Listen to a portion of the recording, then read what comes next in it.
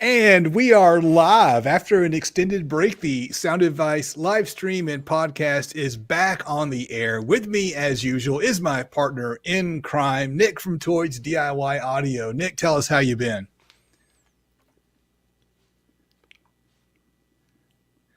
Oh, Are we having audio problems, or is he messing with me? I'm just messing. It's been really good. I've been great for the past 2 weeks. Everything has been awesome. I'm really happy to be back, though. Fantastic. And we have another Nick on the stream. We have our special guest. This is the ultimate guru when it comes to sound deadening and is a complete artist when it comes to installing in a car. This is Nick from Vanguard Automotive Design and ResoNix Sound Solutions. And we were just talking about the last name to make sure that we got it right. I'm going to butcher. I know I am now that we're live. Come on, you're not going to put Nick Apicella. Apicella. You got it. Apicella. So Nick Apicella. And I reached out to Nick because we were on a live stream recently with a guest who had purchased some of Nick's products. And while he was talking about it after the show, I was Googling it and I was all like, oh my God, I'm ordering some right now. And went ahead and pulled the trigger on some of this stuff. And then I reached out to Nick to ask a couple of questions and invite him to come on the show because this guy is an artist. He does fine, amazing work. And his shop does some really high-end builds and some really high-end cars. And of course, he has a lot of knowledge about sound deadening because when you're dealing with high-end clients, you've got to make their cars perfect because that's what they expect. Yeah, it is. So Nick, I always like to kind of start off the show by saying hi to all of our fans and followers and people in the chat. I see David Tucker. David Tucker is one of my patrons. The True Voicer Reason is up in here. Blake is here. So Nick, Blake actually works for Digital Designs. Oh, cool. If you're familiar with Digital Designs. And so he's been on the show, knows quite a bit of stuff. Mike Saw 75 is not a name I recognize, but it's good to see new names in the chat. I know Mike. I know who Mike is. Yeah. Excellent. It's a friend of yours. Good. Yeah. Excellent. So funny story, real quick, is me and Justin, the last real live stream, which was the one where we were talking about speaker design, like how to basically get rid of unwanted resonances inside boxes. I think it was that one. It was the one with B&C with Jeff Schneider. That's right. The one with B&C where we talked about B&C and Sierra speakers, or however you want to say their name. And we talked about this no-res, and Jeff Schneider was talking this ResoNix up like nothing else. I mean, and we were like, oh, right. Yeah. And so to me, I'm like really excited about this. Yeah. It's, I don't know if you want to get into what the product is right out of the gate. Why not? Or what the company is. Go ahead. Yeah. Tell us what you do. Yeah. Yeah, so ResoNix kind of formed out of necessity. It was kind of an accident, believe it or not. Years ago, when I had my old shop, Apicella Auto Sound, which eventually turned into Vanguard Automotive Design, we were using another product, which was arguably the best product on the market. They've been out there for a while, very niche product. And one day I go to place an order and I get an email back, hey, this is going to be your last order. We're closing our doors. The owner retired. And was that Sound Deadener Showdown? It was. Okay. And, I was buying a lot from him. So he would give me, good prices. And, he gave me the heads up like, hey, like you're actually the last order I'm probably going to fulfill. And I was like, oh, crap. What do I do? Because as you guys know, sound deadening is like the only product category where there's no real, it's like kind of like a lawless wasteland. Anyone can claim anything and that's it. There's no bench testing. There's no real objective testing. There's no standards. It's just marketing everywhere. And you don't really know what to believe. And it was nice to have their product because it was no gimmicks, no frills, just pure performance. And, that's what we offer in our shop. Previously in Apicella and currently in Vanguard. It's pure performance, no frills, no gimmicks, no bullshit, frankly. So I was a little worried, I was like, what do I do? Do I go back to using like Dynamat or, something, any other products out there? So there are actually some hobbyist based tests that were done, objective testing that was done by Chris Purdue on the DIY audio forums. or DIY mobile audio forums. And I went through his list and I picked out all like the 5 best products. I was like, all right, let me see what's like the next product I'm going to use in our shop. And all of those products came nowhere near in performance to what the Sound Deadener Showdown was. And I was like, oh, I really don't want to step back in quality this much. So I thought to myself, I was like, you know what? I'm pretty knowledgeable on how these products, even back then I was like, I'm pretty knowledgeable on how these products work. And I'm also very resourceful. Just naturally, I don't know what it is about. Like if I need something, I'm going to make it happen, period. And that's frankly what I attribute to being where I am today, is just not taking no for an answer and just doing whatever I need to do and figuring out a way to do it. So I was like, screw it. I'm just gonna, at first, actually, I tried to buy the company from him. That was my first option. He was not interested in any of that. So I was like, all right, I'm going to go try to find out who manufactures this stuff. Long story short, I actually, now I think I know who manufactured it, but back then I couldn't figure it out. But along the way, long story short, it was very hard to find US based manufacturers that genuinely made a good product. It was all kind of marketing and salesmanship. Long story short, ended up with a manufacturer that was able to listen to me and hear me when I was saying, I need a constrained layer damper that performs as good, if not better, than this right here. And all of these other manufacturers were like, yeah, we could do that, no problem. Here's some samples. And they'd send some samples my way. And it was like, typical Sound Deadener, nothing special, nothing great. And I was like, not interested. And then I finally came to this one manufacturer, and they were the only ones that said, we don't know if we could do that. Send us a sample of it. And that kind of stuck with me, because for once I was like, oh, I'm not being led on. I'm not being lied to. I'm not being sold. And I sent them a few samples of the Sound Deadener Showdown, and I got a call once I got it, and they're like, yeah, this is going to be difficult. I was like, oh, great. Nick, what occurs to me is the most powerful thing you can say is, I don't know. Yeah. Because nobody's willing to say it. No one is. And I try to say it as much as I can when it is true. Yeah. If I don't know, I don't know, but I'll find out. I'll figure it out for you. So, I sent them the samples, and they said, yeah, this is going to be really difficult. Give us 3 weeks or so. Difficult for 3 weeks. Come on. If it's difficult, it's going to take 3 months, 3 years. They were like, yeah, give us a few weeks on this. So I was like, all right. And I was, I expected nothing. I got a call 2 weeks later. And like, all right, you got some samples coming your way. And inside of those samples was, constrained layer damper products. And there was 3 different types it was all the same butyl formula, but one of them had a thinner aluminum and then a thinner butyl. It was just like a regular constrained layer damper with a really good butyl formula. And then there were 2 steps up with thicker butyl and thicker aluminum. And we ended up going with the thickest option, period. It was, I got it. I was like, okay, this feels good. It looks good. But I also got some other samples from other companies that also looked and kind of felt good that didn't actually perform well. And, back then I built a rig to actually test this stuff. And sure enough, it actually did very well against it. Not only did well, it significantly beat out the previous, Sound Deadener Showdown. Hey, Justin, can you do me a favor and share my screen real quick? Yes. Actually, because as Nick's talking, I pulled up the independent testing data. This is what you're talking about, correct? That's actually the new version of it. So Chris did a version of it years ago. And you can still see some of the screenshots in our reference information guide. And Chris is the guy from Sound Deadener Showdown. Is that right? No, Chris is just a hobbyist. Okay. Chris Purdue. If you want to find out more of his testing and actually watch it and check in on it, go on Facebook and look for the group called The Deadening.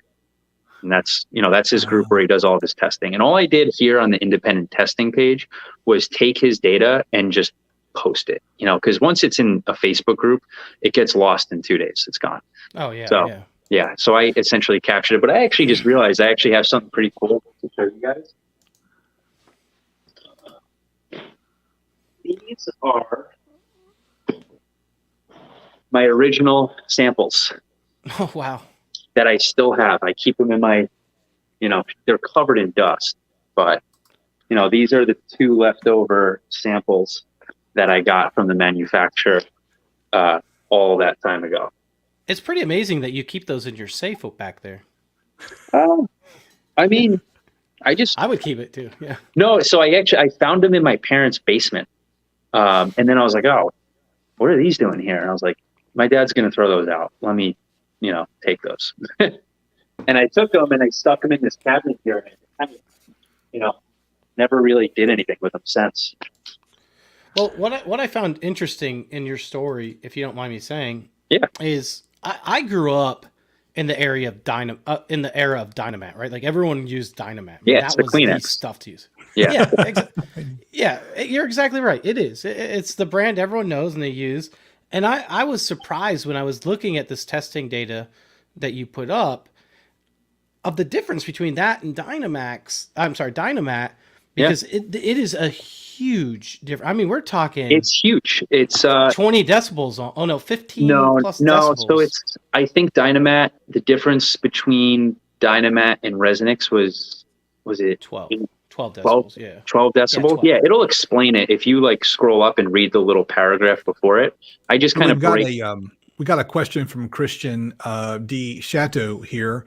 Explain the chart for us, if you would. This looks like something from that software that I despise. That's free of charge. You despise ResoNix Wizard? I'll tell you the story that I've got a laptop and I can't get the mic level loud enough. And so I've got to find a better computer. It's only my computer is the issue. And so I spent way too much time fighting with it. Gotcha. I've hit all the forums trying to find a solution. It's always, go here and turn it up. It's all the way up. So it's just it's on my fault, but I hate it because it ruined a couple of days of my life trying to figure it out and it never worked. So so tell me about the chart. What's it telling us? This is telling us what frequencies get damped. Essentially it's more important. So actually, if you can exit out of that full screen and go back to the article and scroll all the way up and see that video you just passed right there. Mm-hmm. That video, that is Chris's video. So just a heads up, all of this testing is not done by ResoNix. This is all done by Chris Perdue, who is a hobbyist. He is unaffiliated with any brand. All we did, we just took his data and put it for somewhere for everyone to view, and we broke it down. And in that video, he goes over his test rig. And what the test rig is essentially the biggest monstrosity of a sealed enclosure. It weighs, I think that thing weighs 600 and something pounds. And all it is 2 8-inch woofers in there. It's a sealed enclosure and another sealed enclosure. And in between them is, a steel plate that has a resonant frequency around 90 hertz, which is typical for a car door. And all he's doing is using a microphone to measure the before and after resonance of that panel by playing a sweep through those speakers. And you can view the frequency response before and after, and also the waterfall before and after. So basically what we're getting resonant peaks. Yes. And the sound deadener itself should try to get rid of those. And so that graph is showing how well each of the products does at getting rid of that peak. Exactly. So we only have to focus on the resonance peak itself and see how much it's just reducing resonance. So another quick little story about this that I think is really cool is the more official test for this would be doing one of the ASTM tests. I forget the exact number offhand. But essentially it's called an O-burst bar test. And they take this strip of metal and a tiny piece of your deadener, and they just do before and after, and it measures composite loss factor. And they do it at various temperatures, but they also only do it at one frequency. They do it only at 200 hertz on this little tiny bar. And it does tell you how a product performs, but it doesn't give you nearly as much info as doing a sweep with ResoNix Wizard, because with this you see frequency response before and after, as well as impulse and phase and waterfall and decay. Anything that Ru could show you, his tests will show. So if I may, the red is nothing, not treated at all. That's the before. Yeah, that's the the control. The control. And then the yellow is the Dynamac, and then the green is the ResoNix CLD. Yep. And so what we're showing here is that in this 106 hertz range is significantly down 12 decibels from the Dynamac, which is significant. I think Dynamat was it down 9 decibels? It looks, well, oh no, that's 80. No, these are 5 decibel scales. You're right. That's about 89 decibels. If you read the paragraph beforehand, it'll tell you. You're right. It is 9. Yeah, you're right. Yeah. So, and then ResoNix did 17 decibels. So that is, 9, that's 8 decibels, which is a, multitude of, like 8 times better, essentially. Yeah, it says 8 times. And this is what I found interesting, because I think a lot of people can look at this stuff and say, well, this is expensive or whatever. Yeah. But when you look at it, I break down the value per performance. Yeah. That's exactly what I was going to say. What's it say? It says this generates a performance of $37, and so Dynamac Extreme is $37.20 performance, and yours is only $8.20. Yeah, so I'm using the ResoNix as the reference price. So 1 square foot of it at the time of this testing was $8.20. It's gone up a hair just because I've offered free shipping now, so I just kind of boosted the price of that a little bit because that is a very expensive product to ship. Sure. But it was $8.20 per square foot. And what I'm doing here is essentially telling you need to pay, X amount of money with this product in order to end up with the same amount of performance as a single square foot of ResoNix CLD. That's amazing. That's a huge, it's one of those things. I do a lot of woodworking, and with the woodworking, you can buy these like general finish, which is great finish. And you see it and you're like, man, it's so expensive, but a little goes a long way. Yeah. Like it just keeps going on. And although the initial cost might be high, the performance for how much you use is significant. Just like what you're talking about. This is what I tell people is the barrier to entry is high. I understand that. You can't spend less than $100 on our constrained layer damper just because our smallest pack is like $135. It gets you 10 square feet. Is that someone's microphone freaking out? I don't know, but I'm hearing it as well. I'm hearing a scratching sound. Yeah. All right. It's gone now. Anyways, it is a high barrier of entry, but you get a whole lot more in return. So people are like, oh, but I could go on Amazon and buy, Killmat or Noiko or Silas or Mat 66 or Amazon Basics. It's like, yeah, but you don't really know what you're getting, number one. We have no idea what that product really is. It's loaded with fillers.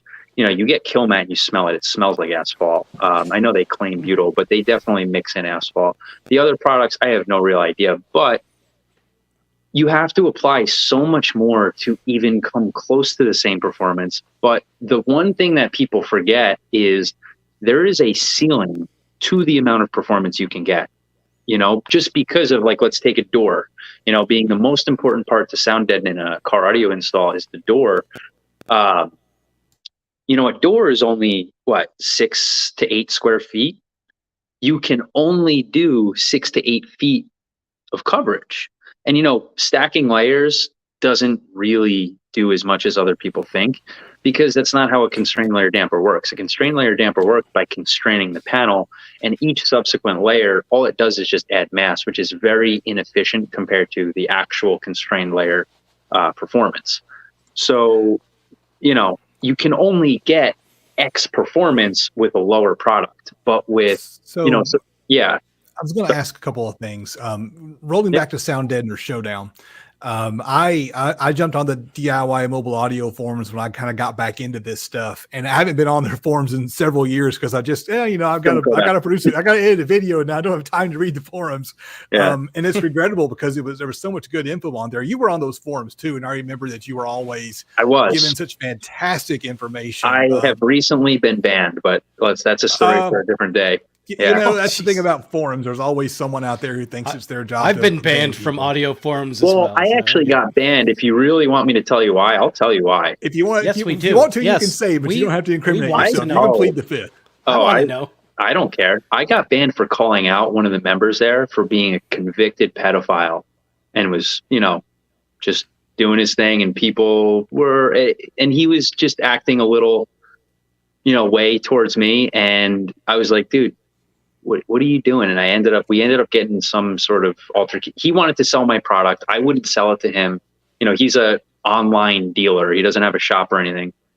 Being the distributor of another high-end speaker company, he wanted to sell our products. I was like, sorry, we don't sell to, we only sell to brick and mortar dealers that are approved to install this stuff. And he freaked out. He had a, mental breakdown essentially. And then a bunch of stuff happened. I ended up looking up his shop and found out he's literally on the Nebraska board of, sex offenders. And he said he's going to start saying this and that. I was like, you're going to say that? Fine. I'll just post this link. And eventually I did. And they were like, what? The forum was, that's But honestly, that is public information. You didn't do anything wrong. You just posted public information. They called it doxing. I was like, what do you mean doxing? Everyone on the site knows his name and it's public record. What do you mean? But honestly, it was one of the best things that ever happened to me because I wasted so much time on that forum. But it's not. But the problem with doxing is they're talking about publishing private information. That's not private information. That's public information. Yeah, doxing that doesn't apply. That's not applicable. It doesn't matter. Doesn't even matter. I know. Wow. Well, okay. Let's rewind off the drama because it's all. I don't know. I was having fun with the drama. All right. let's rewind. Drama is very fun. I love it. Sound Deadener Showdown. Yeah. My understanding is that guy got started by actually doing these kind of tests to try to figure out which ones worked and which ones didn't. Because, like you said, this stuff. Yeah.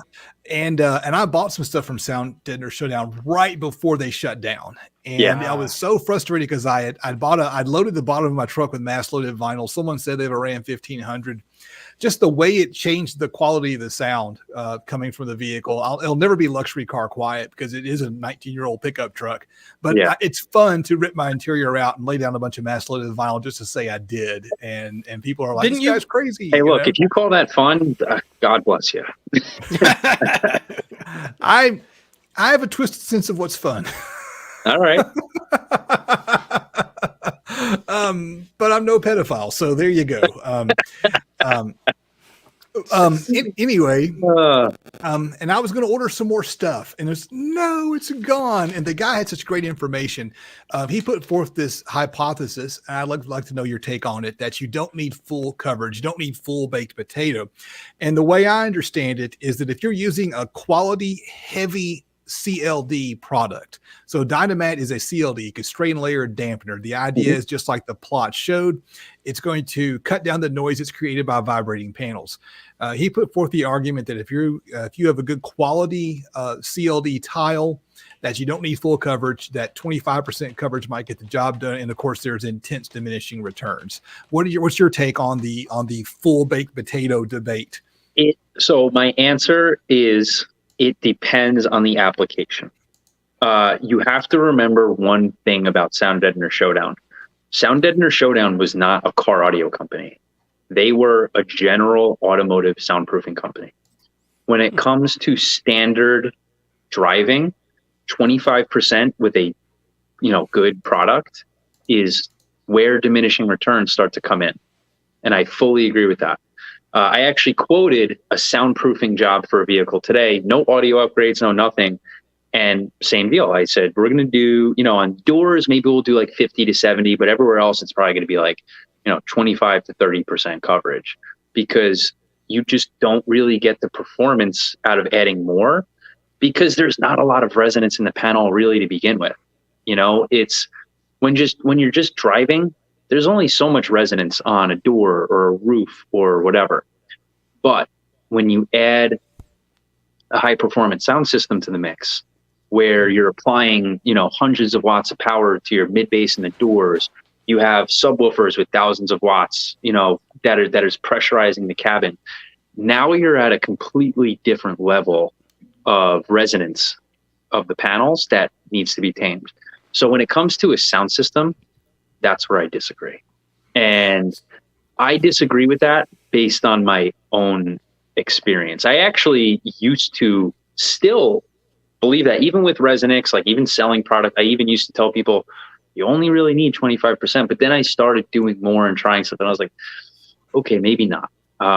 a sound system is still always going to perform better with less resonance. And the more you add, there's still going to be diminishing returns, but we're talking about improving audio, not just quieting down a car. So, Gotcha. So let me ask you a question, if you don't mind it, and I hope you have an answer for this, because I didn't ask you this.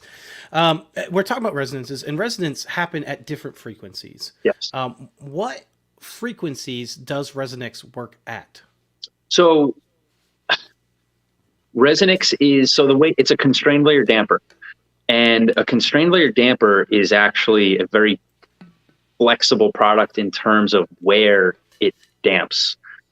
It's at the end of the day, the way a constrained layer damper works is the butyl layer of the product provides the viscoelastic properties, and the aluminum provides, that's the constraining layer. That is the reference for the butyl to stick to and adhere to. As soon as you apply that butyl and essentially create a sandwich of aluminum, butyl, and then your substrate, you are creating a layer of butyl that has resistance in shear. So it doesn't really matter what frequency you're talking. It's more so just the panel itself. Wherever the panel's resonance is going to be is kind of where it's going to perform best. And so where you're really going to see its drop off. But I did specify with my manufacturer, I'm really targeting lower frequencies here. Gotcha. Yeah. Which is really the ones that you should be most concerned with anyway. Yeah.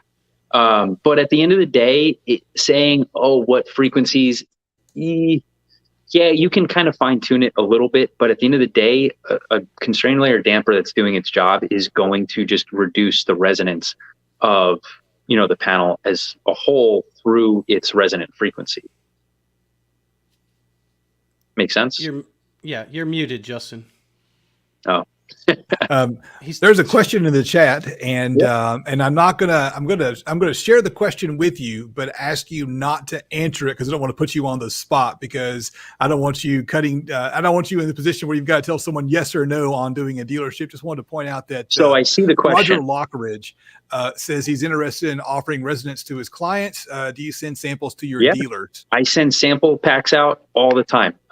It's something we are actively pushing. Before, I was mostly only selling to end users, but I want to start breaking into, getting into shops, people that, are going to be able to get this to their customers and, provide the same level of service we do in Vanguard.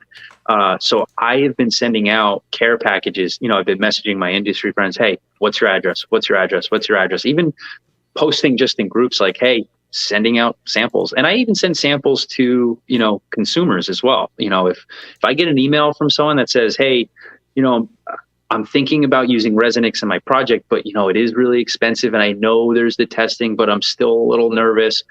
I just say, what's your address? I'll send you one piece. I'll send you one. I don't care. It's fine.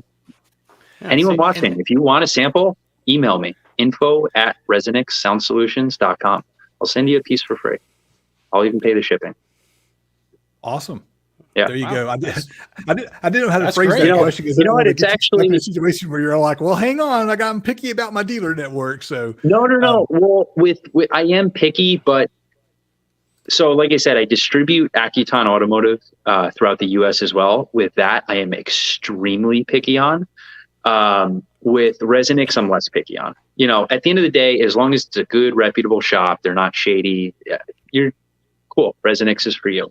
But it's funny, I actually got an email today back from someone I sent a sample to, and it's always the same thing. And I always love reading these emails. Got your samples, and wow, that CLD is amazing. It completely destroys the CTK, Dynamat, and Damplifier Pro that I have on hand as well. The foam is the softest I've ever felt, thinking of using that, yada, yada, yada. The fiber mat is great, and it's awesome to see.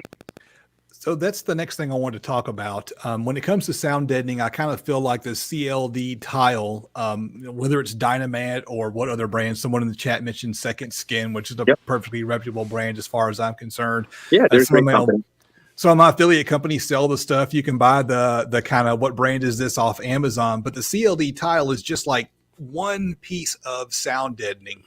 Yeah. And so that's going to quiet the panel resonance, but that's just the beginning. What else are you going to do if you're trying to get a car quiet and trying to get rid of those unwanted resonance? So if you asked me this 4 months ago, I would say your next step is to use a closed cell foam to decouple panels. But our new product, our ResoNix Fiber Mat, does that. It does decouple panels to prevent panel-on-panel vibration, but it also acts as an acoustic absorber. Its first and foremost, goal or use is for acoustic absorption. This is used by car manufacturers. This is actually made by a manufacturer that makes this by the boatloads for car manufacturers. And the point of it is to absorb sound and quiet down noise floor as a whole. But it is also an excellent decoupler just based off of how soft and essentially fluffy it is. So you get two birds with one stone. That is pretty awesome. Yeah. Justin, you are so muted again. Sorry about that. Why are you eating yourself? What are you doing? I know. This is the stuff that as soon as I saw it, I said, I recognize what this stuff is. I'm buying a sheet. And I bought a sheet of the 45. And the thing about the 45, this is the smaller stuff. Is it 20 or 25? 25. So it's packed into this box really tight. And if you pull it out, it's like pulling one of those mattresses that you can get online that expands. Yeah. And this 45 millimeter stuff, it looks thicker than 45 millimeters to me, just eyeballing it. And so it expands quite a bit. Yeah. And it is, I like it. But the cool thing about it is it's so compliant that you can fit it almost anywhere. And then you mentioned this in your instructions that you can fit it almost anywhere, but I dramatically misestimated how thick the 45 millimeter was. Oh yeah, no, the 45 is thick, dude. It's over. It's like what, 1 3/4 inches? Come on. Fold it over twice, and you've got a pillow. It is a thin pillow, is what it is. So the 45 is good. The 45 is really good for like newer truck doors. Like F-150s, Dodge Ram, stuff like that. They have huge doors with tons of space in there. Roofs, there's always a ton of space between roof and headliner. It's really good for like quarter panel, like stuffing quarter panel areas. Anywhere you have the room to install it, it's going to be perfect. And 25 works great anywhere else. I cut up little squares and I put it in my C pillars. Okay. And so the C pillars are now there's a CLD tiles on, and then this stuff is in there. So I got this nice sandwich. When I put it back in, it was quite a challenge to press it down. So just a heads up, feels solid. So you just mentioned it was a little tough to press down. Just a heads up, these products work best when they're not. You don't want to compress them too much.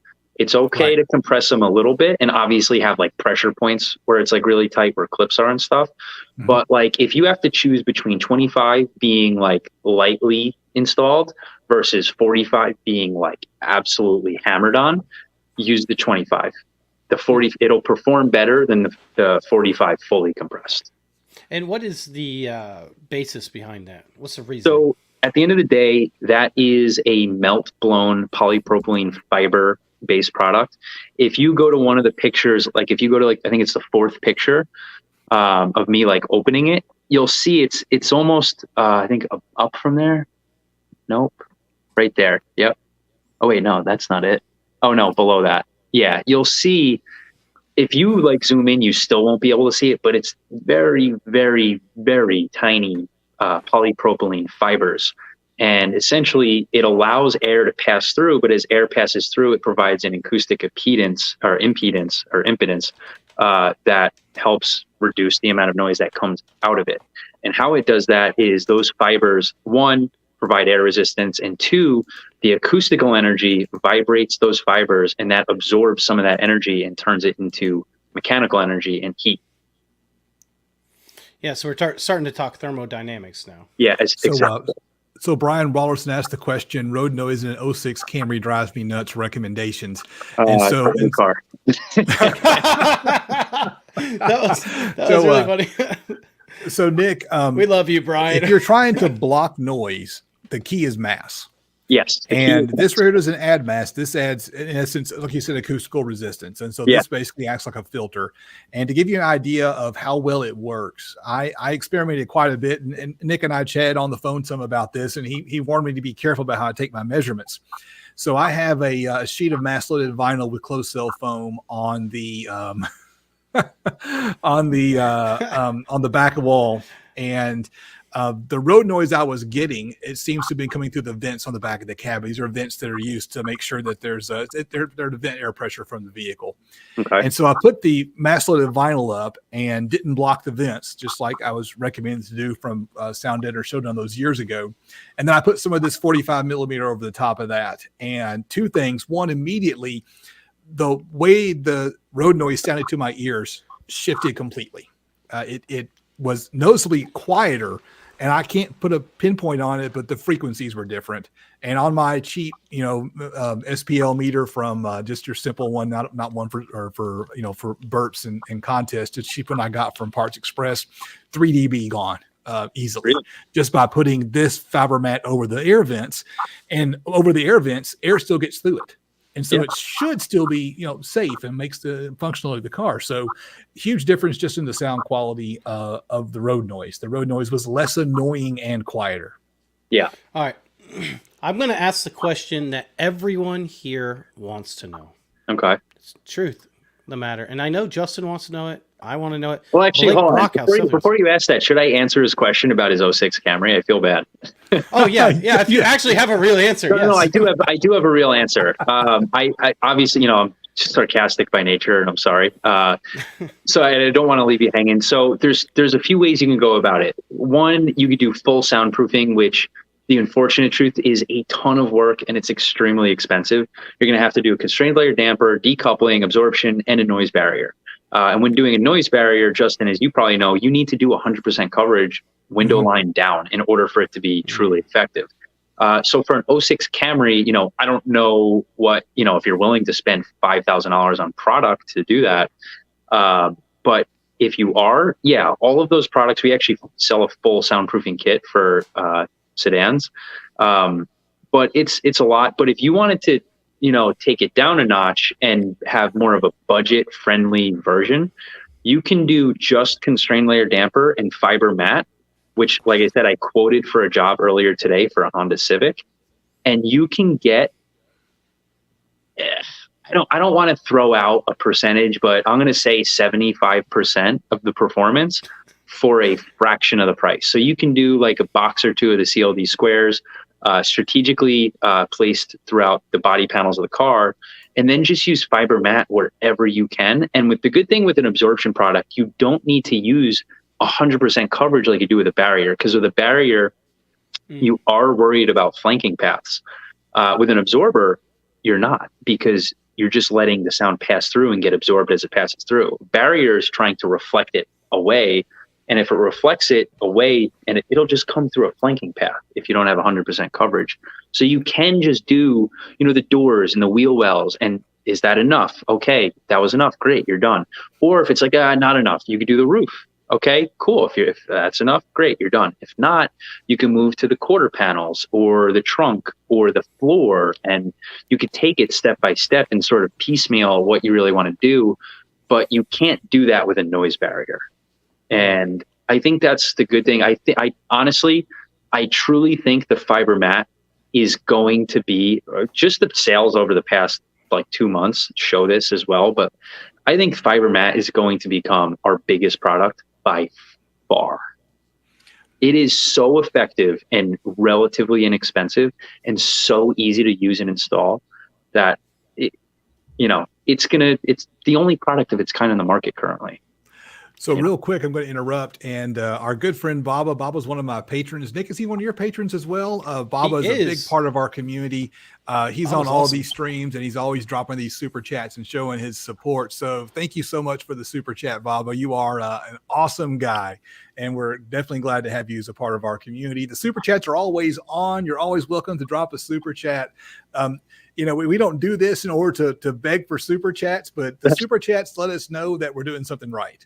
And all right, if you want, I could take my shirt off to get super chats. I mean, no, leave it on. Leave it on. We're good. So you missed the clientele. It's all 98% men here. Oh, that's fine. I want to double down on something you said, Nick, about the ease of install. So I never got around to putting the mass loaded vinyl in my doors.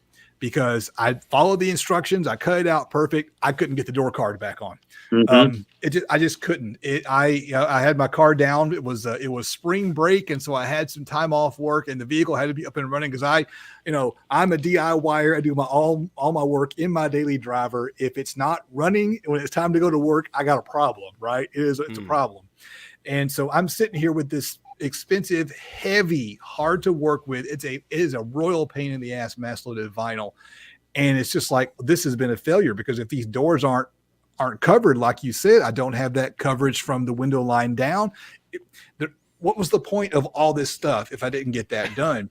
And when I saw this, I thought, oh my God, that's what I've been looking for. That is the stuff. And one thing I want to point out is when I added the really some decent quality CLD tiles, this was before you were selling yours, so it's not yours, to the doors and all the other sound deadening as well. One thing that I noticed was a big change in the NVH, the noise, vibration, and harshness. It went from you go over a bump and it's all like, old pickup truck bouncing around and loud noises and the whole vehicle's reverberating to a nice solid ka-thunk like a Cadillac goes over a bump. And just that alone is reason enough to take your door cards off and CLD the door skins. The way the door closes, just the clunk when the door closes, it makes it sound like, and I show it off to people. I go, tap on the outside of the door, and they tap and they're all like, what did you do to your door? What is this wizardry? Yeah, it's good stuff. Again, it's a hobby. It's fun. Yeah. All right, now back to the real question. Yeah. That everyone wanted to know. Geez, Justin, thanks for interrupting. Yeah, Justin. Yeah. What's this? Okay. So in high-end home audio, whenever we're building home audio, the one thing that we care about a lot is internal resonance and, of course, resonance of the panels themselves. So, typically they're going to be made out of either MDF or some type of plywood, typically like a Baltic birch or something of that nature. Yeah. Have you ever attempted any of your products? Yes. Inside, and what are the results? So I don't build, I've never really done DIY like home audio stuff. I've never made cabinets or anything. But obviously we make all sorts of stuff here at Vanguard, custom pillars, crazy stuff that even resemble like home audio monitors, but mostly subwoofer enclosures. So we actually treat our subwoofer enclosures. And if you hear an audible difference, I don't know. I've never tested it. I'm not going to because I don't have the time for that. But I can tell you this. If you, before and after the application of CLD squares, knock on a Baltic, we only use Baltic birch here, we don't use MDF. You knock on a Baltic birch box without it, and then you install it, you knock on it again, all of that high frequency ring is gone. Sounds like something that would be really nice to try in a mid-range cavity, especially of a three-way tower. So it's speaker. Actually funny. I have been in talks with a high-end studio monitor company to start bringing our products into their. I'm not going to say who.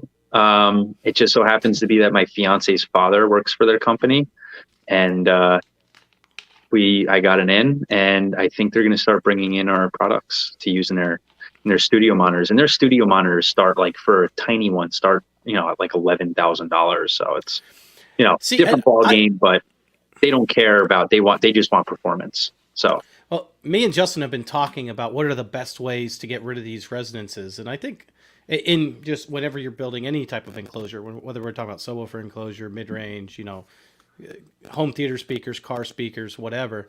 So yeah, it might be something that we need to test sometime, Justin. Yeah, I can send you guys some products. So I've got a question for you. Mm-hmm. What is this crazy stuff here? This moldable noise barrier with, if I understand this correctly, it has lead sheet inside it. Oh yeah. All right. So what that is, it's funny that you just mentioned not being able to put your door back on when you try to install mass loaded vinyl.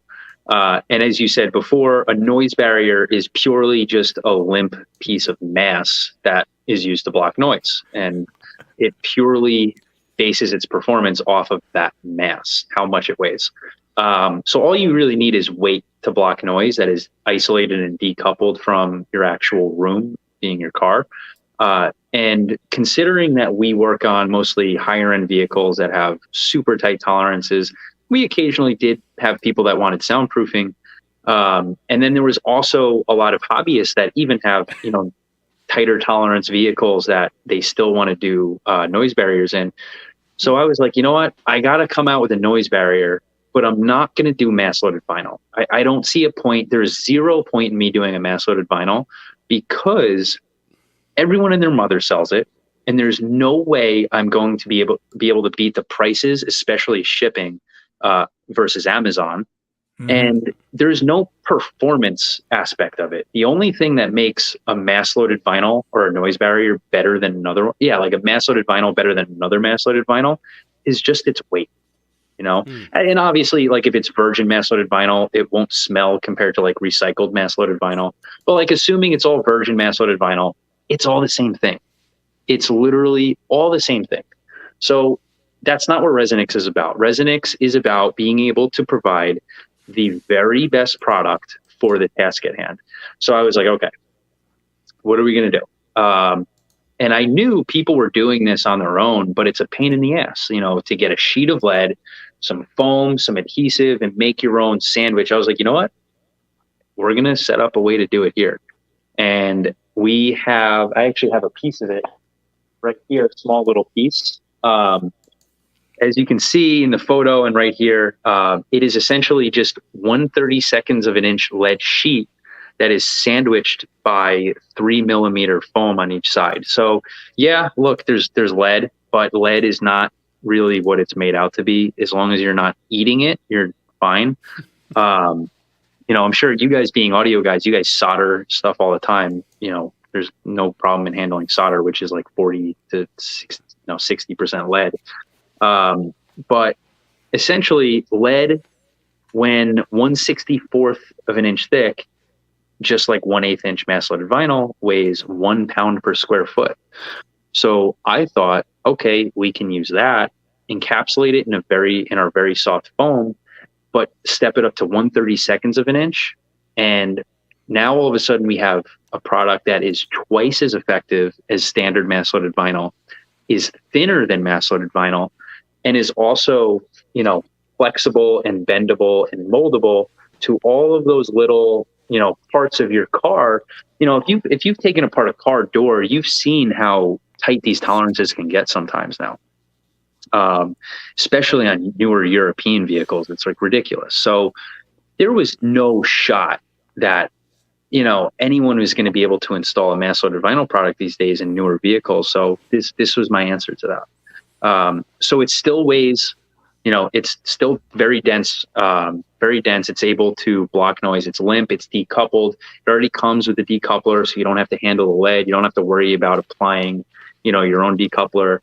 But it's a noise barrier. It's super thin, as you can see. I think maybe it's super thin, and it molds to whatever shape you really want. That's pretty cool. Yeah. It's like super heavy duty tinfoil. I did realize, Justin, as well, that it's probably a good thing that we go on at the time we go on, because he just called like all Europeans tight, I said the vehicles, tight tolerance.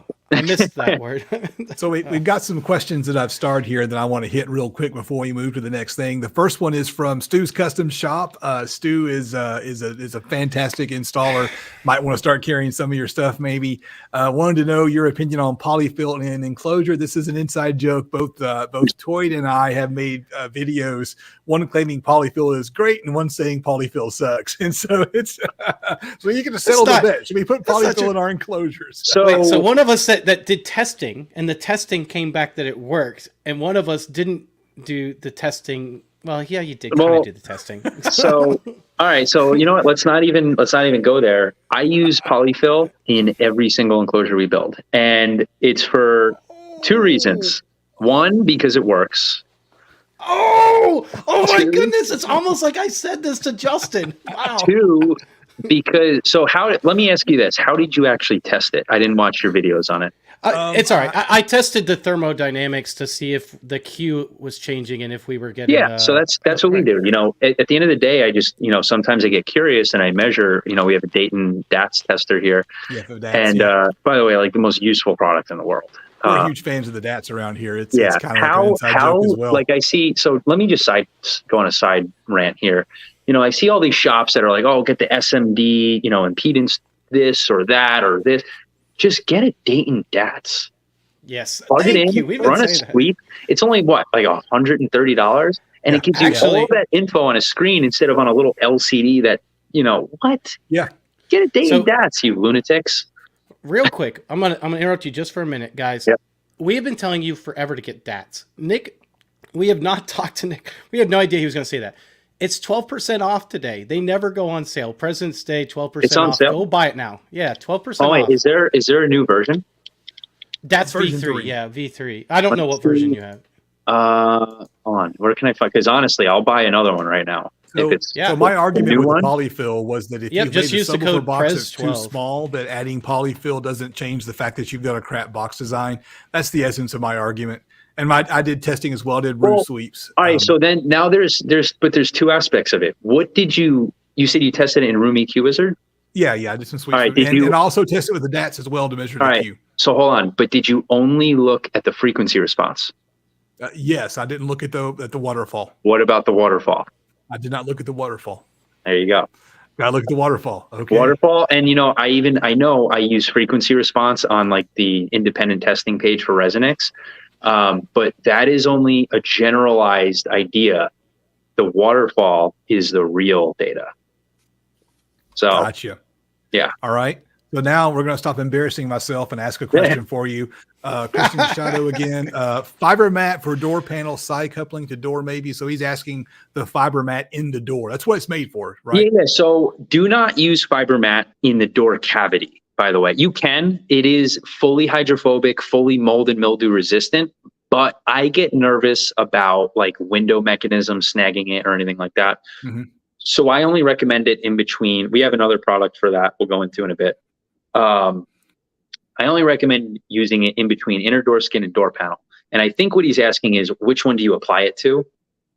Gotcha. My answer would be, I prefer to install it onto the door panel. It does have a peel and stick adhesive on one side. So you cut it, you peel it, you stick it. I prefer to stick it to the door panel as opposed to the inner skin. It is personal preference for the most part, but at the same time, I don't think you want this permanently adhered to the body of your car because the adhesive is very strong. It's a very strong acrylic-based adhesive. And then the fiber mat itself, just being naturally it's almost like polyfill that's just kind of held together with scrim. If you go to pull that off, you're going to have a mess on your hands that's like halfway stuck to your car. Don't do that. I prefer to install it onto the trim panels versus onto the metal of the car. So stick it to the inside of the door card. I always call it a door card. If you actually go, whoever has their screen up, if you go to my reference information guide and then you click the little shortcut to go to the door installation, you'll see we have an example showing that. And we essentially stuff the whole the inside of the door panel. And, you can see how it's done. That's it right here. Yeah, that's in a Lamborghini Huracan, and just pile it up until it's filling, but it's not compressing. And I just had to share this comment because it is funny. Yes, in today's market, that 06 camera might be worth a small fortune. The used car market is insane at the moment. I'd love to replace the old. It's getting better, but it's still not there.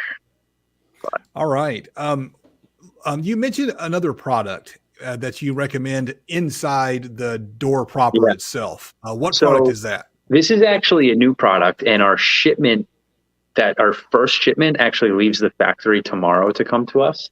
But I have our sample right here. Is our ResoNix Guardian. What this is there are I would say there is another product that's kind of like it on the market. I'm not going to say its name. You can find it on our website also. But what separates ResoNix Guardian from this other product is the fact that it's made out of hydrophobic melamine as opposed to a standard polyurethane-based foam. So you can actually cut this product and install it anywhere you want. You don't have to worry about water getting into it. It is fully hydrophobic. And it also provides, melamine over polyurethane provides a little bit better acoustic absorption, and also provides incredible thermal insulation as well. So this is an awesome product. Like, let's say you're building like a camper van, like you're one of those guys building out a Sprinter van. Gotcha. This is like the ultimate all-in-one product. After your constrained layer damper, this is going to absorb noise. It's going to block noise because it has a layer of mass-loaded vinyl, and it's going to be a thermal insulator. So it does everything right there. It is pretty expensive, but that's just because that's how expensive melamine is, and also the fabrication of the product itself. But also, this is going to be popular to use inside of doors where you have a door-mounted mid-bass. It's going to help absorb the rear wave of that mid-bass driver to lower the amount of acoustic energy that makes it to the mechanical structure of the door, the structure of the door itself. So it absorbs energy inside the door, helps clean up mid-bass a ton, and also has the benefit of blocking noise as well. Justin, you know what this makes me feel like he's saying to us? What's that? Use this inside of cabinets, yes. No, I wasn't going to say that. Actually, I don't care if my cabinet's warm or not. No, well, I think we need to use and make a bass bus. I think that would be like awesome. A school bus. I've heard of something similar to that, but I think I saw it on another website. The bass bus, right? That would be awesome. Yeah, that would be cool. Yeah, and then we could insulate. You could sleep in there. We could have a refrigerator in there. You could get some 50 Shades of Grey stuff going on in a bit, something like that, with all that mass-loaded vinyl. That's some kind of rolling dungeon you've got there. Don't tell pedophiles about that. Yeah. Jesus Christ. What were we trying to keep it again? What rating? All right. Next up, Right. So in the spirit of not having a complete clickbait thumbnail, we've got to talk about some of the cars that you've done some installs in. Yeah. And I've got pulled up on your Facebook page. Mm-hmm. And are there anything in particular that you're like, hey, we got to talk about this now that you think's worth really showing off here? One of the Lamborghinis, a Huracan. I would say that silver Huracan is a good one.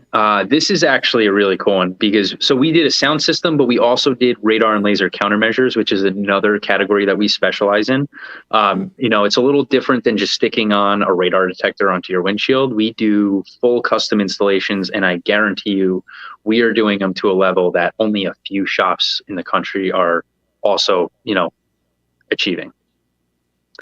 So that is so cool. And so you're actually using jamming equipment then? Oh yeah, but not for radar. Jamming radar is, we're going to prison for a long time if we're doing that. Laser jamming is legal though.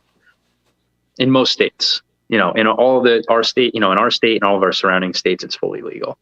So that's Matthew Kim, my main fabricator here, who's built those. He is getting so goddamn good, so goddamn quick. He built these things. Mount he fabbed up with like some birch plywood and some fiberglass. No, that's all acrylic. Okay. Oh, so that's all acrylic. And actually, go back to that piece. I want to show you something. This one. So that picture right there. So that is all acrylic, but that curved face is actually made out of acrylic that appears black to our eyes, but is transparent to infrared light. So that's how LiDAR works, is it's all infrared light. And, so we can blend these products into the front and rear of a car and make it just look like black trim panels, but, hide it and, have it be effective. Basically hidden in plain sight. Yeah, exactly. That is amazing. Yeah. I didn't realize you guys actually did radar stuff too. No, I do have an install here that I can show you that's like this. And I also have another car here with a similar install that was done by another shop that I can show you the difference between like our installations versus a typical installation. But that Lamborghini, that Huracan is also mostly cool because we got to do a really cool audio setup. The Lamborghini Huracans, as you can imagine, there's not a lot of space in there. It's a 2-seat car, but that one in particular was also, it's a drag racing car. That thing is being built up to 2,500 horsepower right now. And, inside of it, he has a roll cage, there's a parachute, there's a fire suppression system. Usually in the Huracans, when we do subwoofers, we build an enclosure for behind the seats. Okay. I found the pictures. I was, yeah. But in this one, there is no room behind the seats because that's where the fire suppression system is and that's where the roll cage is. So this guy, the owner of this car, used to own a car audio shop and he wanted his bass. And I was like, you know what? I think we can fit a pair of Illusion C10 subwoofers in the doors. And that's exactly what we did. And we went ballistic on the sound deadening, and that's why I used that exact car for our, door guide on the website. That is insane. So this install provided a level of bass that like a normal vehicle would experience without any rattles, any resonance. It was like so wild. That is insane. 10-inch subwoofers in the door. Now, what's up with those Illusion subwoofers? What is that sticking out the front? That's the magnet. That's the magnet. So the magnet's on the front. Yeah, that's what allows it to be so shallow. I feel like I've seen that in some factory, like it uses BMW and Mercedes. It uses a neodymium magnet with a XBL2 motor. Very low distortion, very low inductance, and very low moving mass. So we actually can cross those at like 400 hertz if we want to, and it's fine. So we love XBL2, and for the people that aren't listening, XBL2 is a type of overhung motor system that utilizes it basically keeps your magnetic gap longer, which allows you to keep your subwoofer within your BL range longer, which is nice. It means that it does what you know what I'm going on, and no one cares. So who cares? just forget it. But we love XBL2 motors. There's a couple companies. Insane, that's the 8-inch. Those are the stock speakers before we started doing anything. But wow. Yeah, we also make plug and play kits for the Huracans as well that we'll be releasing really soon. We actually have a Huracan right in the bay from a friend of ours that allowed us to borrow it to develop one of these kits, or actually all 3 of these kits that we're coming out with. And so soon enough, we'll be able, anyone with a Huracan who might be watching this, I don't know, you'll be able to contact us and we can send you amplifier, DSP, speakers, baffles, wiring harness, everything. Nothing needs to be modified. You do not need to wire anything. It's all plug and play. So I was looking earlier and there was a Porsche GT3 that had a really cool subwoofer enclosure where the back seat normally would be, because the GT3's got the rear seat delete. Scroll down. Nope, down slowly. Right there to your right. This one. No, scroll down a little. So that's it, but it's the one before that. I have it in 2 different albums. Yeah, so nope, below it, right there. This one right here, Quarantine Queen. That's it. Yeah, this right here, y'all. That is a good client of mine's car, and he's amazing. That car, though, is something else, but we can top that car, right? We have the GT3 RS here right now. That's in for a similar system. Awesome. Oh, wow. So this is this Focal? That is a Focal Utopia 8-inch, 8 WM. Yep. All right. And what is so actually, what? It's funny. You see those speaker rings. We actually, we used to cut foam sheets to make our speaker rings, but we actually recently came out with our new ResoNix strips to be able to do this much cleaner. So, yeah.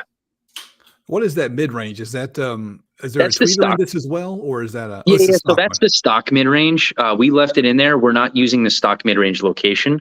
If you cycle through the photos or just exit and just view the whole album, you'll see the A pillars that we built. All right, let's find. And those are some of my favorite A pillars. This build is like, if I could pick any car that I've touched, I'm taking this one home. This thing is so cool. This is where you started the pillar build right here. Those are the sail panels. Sail panels I'm not the biggest fan of in this car, to be honest. But the Porsche 911 has such tiny sail panels. There's no real way to do anything else, so it kind of is what it is. But those pillars right there that you're hovering over, if you go back 2 photos, that is my those are my. Oh wait, no, I had one. Yeah, that is my favorite thing ever. Those pillars. That looks amazing. And actually, if you go forward a couple photos too, you'll see it like zoomed out a little. Yes. No, keep going. Right there. And you can actually see where I got the design factor from. Is actually the design of the pillar came from the door, and it all kind of matches. Yes. You see the Bose logo down at the door card that kind of feeds. And you have the silver trim that goes around the mid base, and then the silver trim that goes around the mid range. Excellent. Yeah. That's amazing. This subwoofer enclosure, again, Illusion C10s, that seems to be your go-to subwoofer. Those are C12s. Like. Yeah, those are C12s. But those are, in fact, my go-to subwoofers. Those, in my opinion, outside of like super low frequency extension, I don't think there's a cleaner subwoofer on the market for car audio. They sound so good. They are so flexible in their enclosure size. I've done C10s in enclosures that are as large as just enough to fit the baskets, and they did fine. And they get pretty loud for a shallow sub. They're my favorite.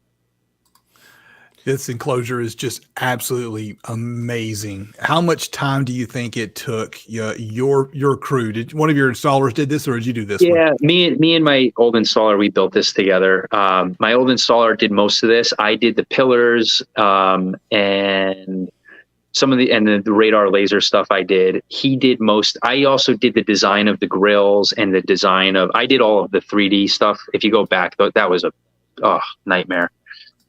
Those. Oh, I bet this. I actually tried to press a 3-dimensional metal grill that is the same as the pillars, but it just wasn't. I don't have a press that's large enough to do it, so I had to make it out of acrylic and heat mold it.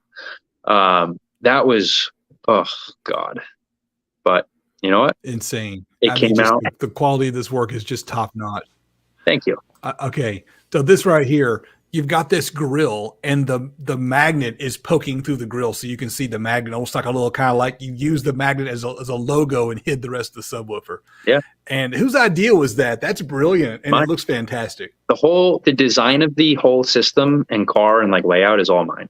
And that's kind of how we do things here at Vanguard now too. This was back when it was Apicella Auto Sound. And even now, though, we come together as a team, and it's mostly me and Chris and obviously Matt, and we all come up with a game plan. But back then, especially, I was doing all the design. I also did the amp rack cover in this vehicle as well. One of my favorite amp rack like beauty covers as well. I did the rear license plate, the front laser jammers. Yeah. That is fantastic work and an amazing car. Most people will never get near a car like that, much less have the opportunity to work on it or drive one. So especially a Hurricane drag car. The owner of that car lets me borrow it. He doesn't live very close to us. He's about 2 hours away. But like, if I call him and say, "Hey, there's a car show coming up, and we're gonna have like a little tent there," he'll be like, "When do you need it?" Oh, that's nice. Here's a green Lamborghini. I want to pull this one up. That is the green Lamborghini. The thumbnail is not this car. It might be this car. It's not.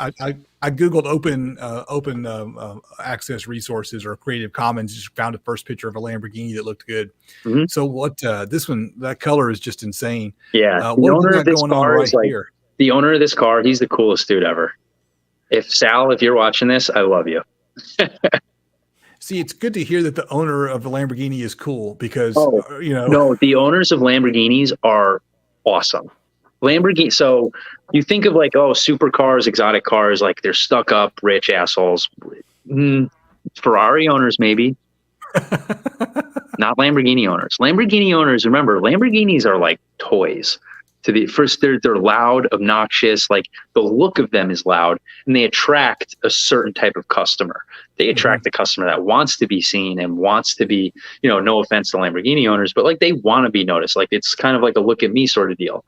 And they also perform really well. They are really reliable. At the end of the day, it is an Audi, so it has Audi reliability and like Audi service and warranty and whatnot, but while being really nice and really fast and whatever. But Ferraris, on the other hand, different story. That fits in with the car audio crowd because, I mean, a lot of car audio people are into car audio because they want someone to notice them, right? The SPL loud, the loud bass car.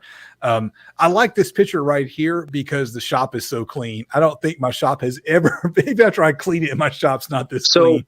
Yeah, I have a very, very, very specific idea of what a shop should be like, look like, operate like, and I try to, stick to that, because at the end of the day, we're doing such high level installations and we're working with such high level, vehicles. We need to operate as if this is a operating room. And that's the way I always put it to people is, and even our employees, it's like, guys, we're performing surgery here. We mop the floors. We mop the floor almost every day here. What other shop does that? Yeah, that's what you've got to do when you're dealing with those high-end cars, because people want to walk in and see a clean shop. There's a reason why I'm working on a 2004 Dodge Ram and you're working on a Huracan. I mean, there's just we're playing different games, and it's really kind of cool that but you do installs in regular cars. You had we got a Subaru Outback. Yeah, we have a Subaru Outback here right now. We got a Nissan 370. We have two Nissans here right now. Two Nissan Zs here right now. What else do we got? We have a night now. That's not really a normal car. I don't know. If you want to see the cars, I could show you. Yeah, definitely. Let's do that. Yeah. Hold on, let me figure. Brag on this base knob that's illuminated to match the car interior and exterior. And if you were able to show what's in your shop right now, I think that would be fine. I'll figure out how to make you full screen on StreamYard here. I can actually show that exact thing in a Huracan that's here right now. Oh, that's awesome. Yeah, it doesn't. I don't think the system's fully done yet, but I can definitely show you the panel. Let me figure out how. Let me figure out how to turn. All right, settings, camera. Nick, how do I full screen him? I don't know. You should be able to do it, but I really, you know what? I'm not sure. Solo layout. There we go. Awesome. Right. Oh, look at that. Yeah. So this is a Huracan STO from a good client of ours, friend of ours, and he is allowing us to develop these plug and play kits. And we have everything from stage 1 all the way up to stage 4. Stage 4 being like what we did in that Huracan with the subwoofers in the door. Stage 1 just being a DSP amplifier, powering and processing the factory speakers. Stage 2 being a more simple install with just replacing the stock speakers. And then stage 3 actually being custom pillars as well. So we have molds for these pillars as well now. And if you look at any of our Huracan builds, like the white one or that silver one, you'll see the custom, the end result of what this will be. There's a custom grille. It's wrapped in matching leather or Alcantara. But where that, I don't know if you could see this because it's not installed in here right now. Where the hell is it? You know what? That is not in here right now. Let me see if it's on. So the True Adonis one has said that is his Lamborghini, and there's no way for us to know if he's pulling our leg or not. So we're going to take it at face value and assume that your customer is on the live stream checking out the car. Sure. Does that sound like him, the True Adonis one? So beautiful car you've got there. I have no idea if that's him. So I got to be very careful to not show license plates, And so thank you for allowing Nick to share your car on the stream and sharing your car with us. We really appreciate that. It's a beautiful ride, and it is. I hope that you're getting a lot of pleasure out of it. I mean, it could be because I did post the link to. To it. So maybe he saw it. Maybe he is watching. So this is the new Lucid Air EV, and this is actually something we are doing radar and laser in. And then here's a GT3 RS that we're doing PPF, which is why the headlights are removed, and also radar and laser in. Or actually, we're not doing the radar and laser in. This is the one that I said had an install from another shop, where you can see laser jammers just kind of stuck there.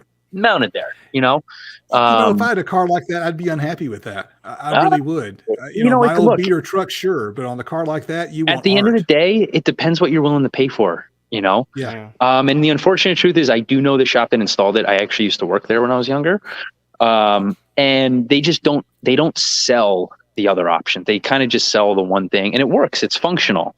It does its job. There's nothing wrong with it. But on this Lucid Air, I guarantee you, you will not find the laser jammers in the front of this car. And what is that? I don't know what that is. Please educate me. The Lucid Air? Yes. It's a new electric vehicle company. Okay. Yeah.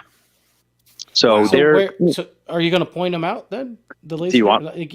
Yeah. So, I'm waiting on edge. See if you can get any commenters to see if they can guess. The comment. Tell me where you think it might be, because I wouldn't know what to look for because I've never seen the car before. All right, I'm going to guess that it's somewhere in, and I'm wrong, but I'm going to guess anyway. Somewhere in this light area in the front. Like maybe you actually put them inside. So we actually put them behind here. This is again that same infrared transparent acrylic. You'll never see that. Like that's insane. And so look, that I'll looks show so you. good. I think Matt has. Where did Matt put? Hold on. I'm gonna find the original panels. Where the hell did you put them, Matt? He has them somewhere in his toolbox. I don't know where he was working on them earlier, and then he. Oh wait, here's the. No, I can't find it. He showed them to me earlier today, but no, I can't find the original panels, but they pretty much look identical to that. And he even, just to show off Matt's, like how good Matt is getting and how detailed he is, he even heat molded the end of it to bend in just like the factory panel and mate up to this little sensor, this factory sensor. It's really tricky to see. Commented that the car is huge in person, and I can tell by looking at it, it's really wide. It's a really wide car, and that actually poses a problem when doing these radar and laser jamming systems, because it comes down to how much coverage you can get with the LiDAR receivers. So we also have this Hummer EV. Don't want to get that license plate in there just out of respect for the owner. But this is the Hummer EV we did a few months ago. He's actually back to, get some more work done, which is always fun. Actually, this one's really cool. This is the one that has those custom amps installed right down there with the custom amp rack. And then so those are Moscone with the custom Hummer logo on it. Yeah. So what we did, the whole idea of like the whole design of the Hummer EV is like these topographical maps, and we actually matched it kind of on there. And then we did the Hummer logo. We matched, like, this is like a copper or golden trim that we also have going around.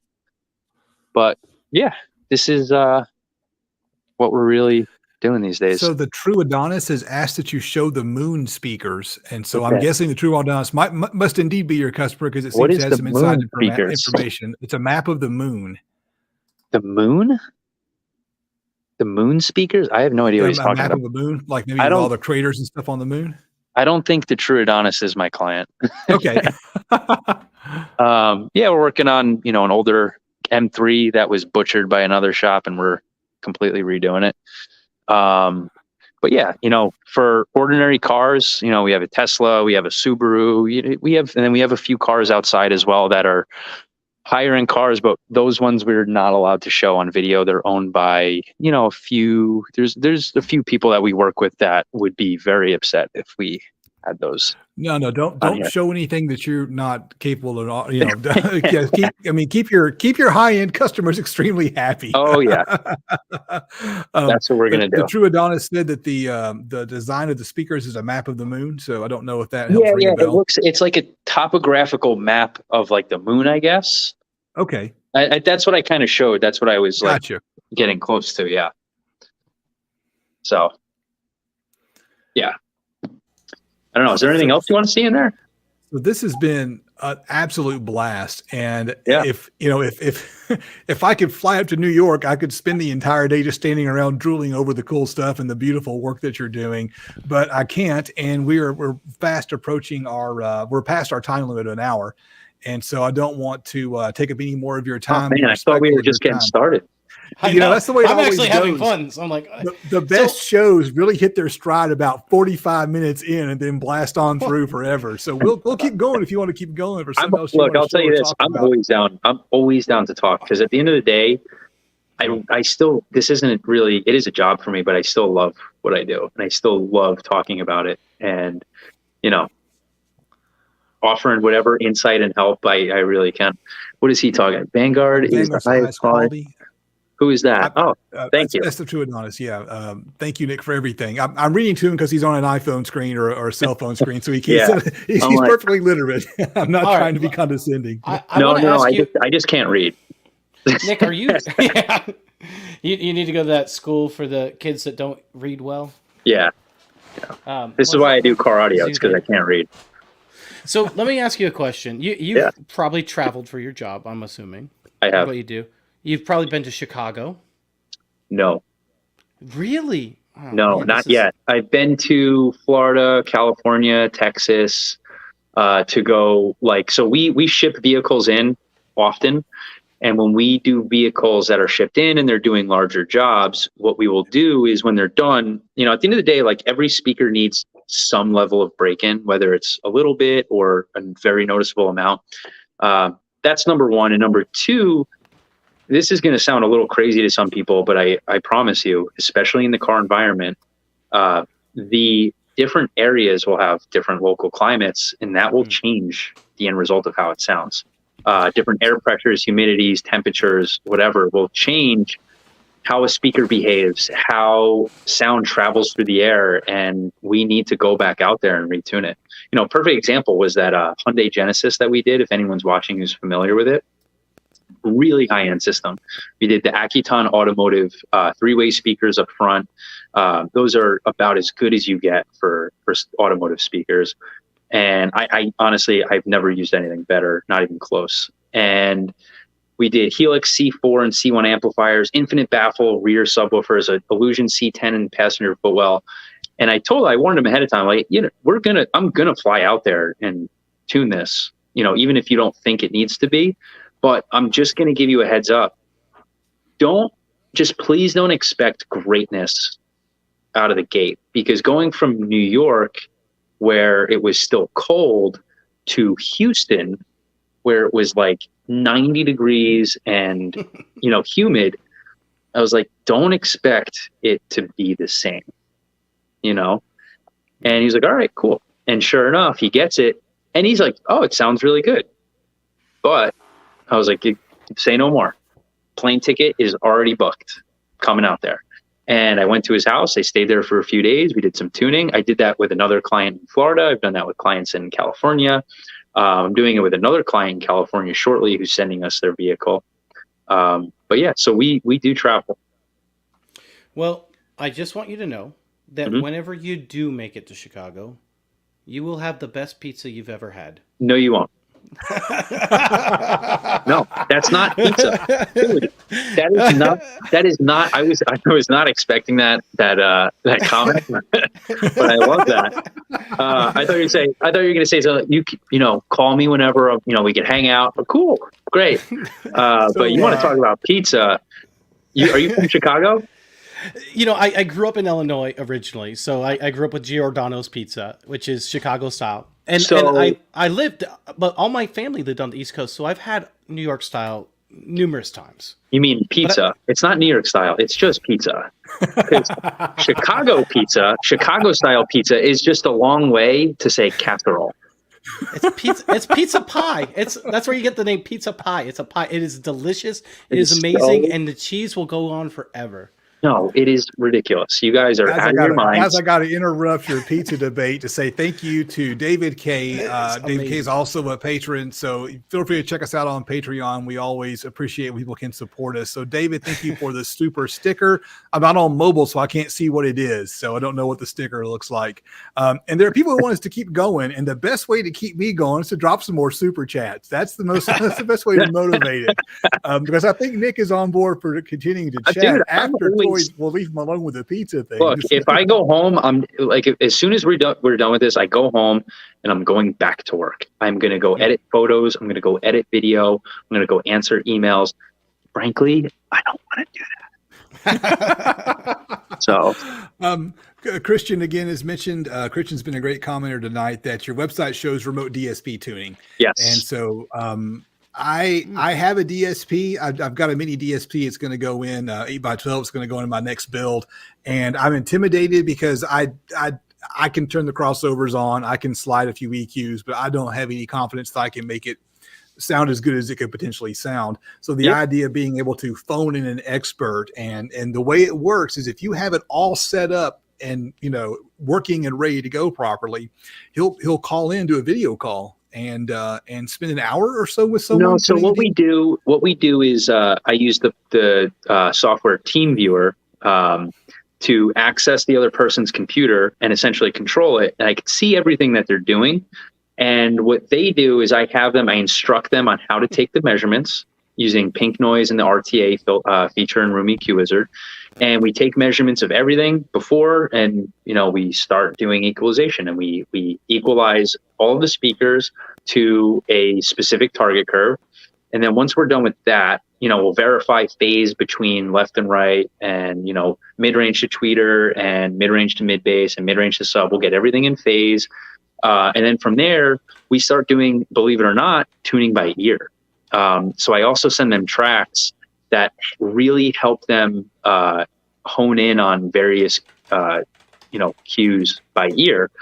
And not only does it help me dial it in for them, it also teaches them how to listen for different things. So it's also like a mini tuning lesson while getting your car tuned. And it shows you a very easy and repeatable and highly effective method of tuning that, it's the same method that I use at my shop. I use the same thing in my car, and you'll see how it's done. I might take it a step further in my car because I have my car right here. And I'm not going to spend, 6 hours in your car, but that's besides the point. And by the end of it, you have a great sounding car, guaranteed. I have done over 200 remote tunes to date, and I only recently started offering them on the website, but I've been doing remote tunes. I talked to somebody I did one for, and he's like, back in 2016, you remotely tuned my Jeep. I was like, wait, what? 7 years ago? So I've been doing remote tunes for 7 years. I've done, like I said, at least over 200 of them by now.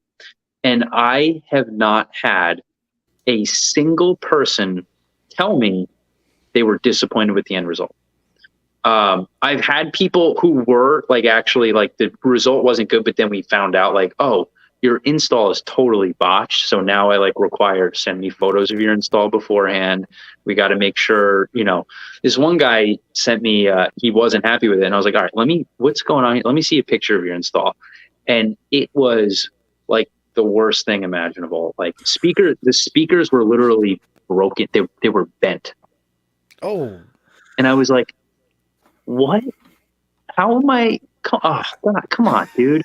Was it a DIYer or was it someone at a shop? Okay. Yeah, no, it was a DIY guy. Yeah. I mean, but still, you should know if you have a bent frame.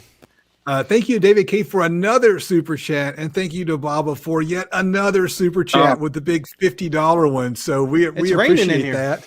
I'm going to use the money to buy more sound deadening. Use it to buy. Actually, you don't need to buy it. I'll send you samples of whatever. It would be cool to see you guys test them in enclosures. I'm really curious how Guardian would do, and FiberMat, but mostly Guardian because obviously it absorbs, but it also has the noise blocking layer, but which is isolated with another layer of the melamine. And my theory is as the sound propagates through the enclosure, through the melamine gets absorbed and reflects off the barrier, like the noise barrier, the mass-loaded vinyl, and some of it makes it through, obviously, but some of it gets reflected back. And whatever makes it through makes it to the cabinet, but whatever makes it to the cabinet is greatly diminished. So it's almost like a further, step to reduce cabinet resonance. Yeah, so we're basically taking it down so many decibels that it doesn't become an issue anymore. At least that's the assumptive. Yeah. Yeah, I don't know. I think you're probably onto it. I would probably agree with that being the case, and that seemed to be the case with some other things that we've tested. So I would be interested in those types of things because I think you're right, and I think the inside of the cabinet in speaker building in general, especially DIY home audio, is Mm-hmm. the one area that doesn't get enough notice. People don't pay attention to it. They don't, they build the right box. They make sure that they got all their dimensions right and everything else. But then they forget about those internal resonances. And we see it all the time in I'm sorry, in DATs especially. You can see it on the impedance graph. Yeah, you see the little resonances blips and curves and whatnot. Yeah. Exactly.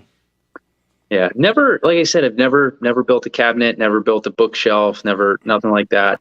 Never even really built any like home audio subwoofers or anything, but always interested in it.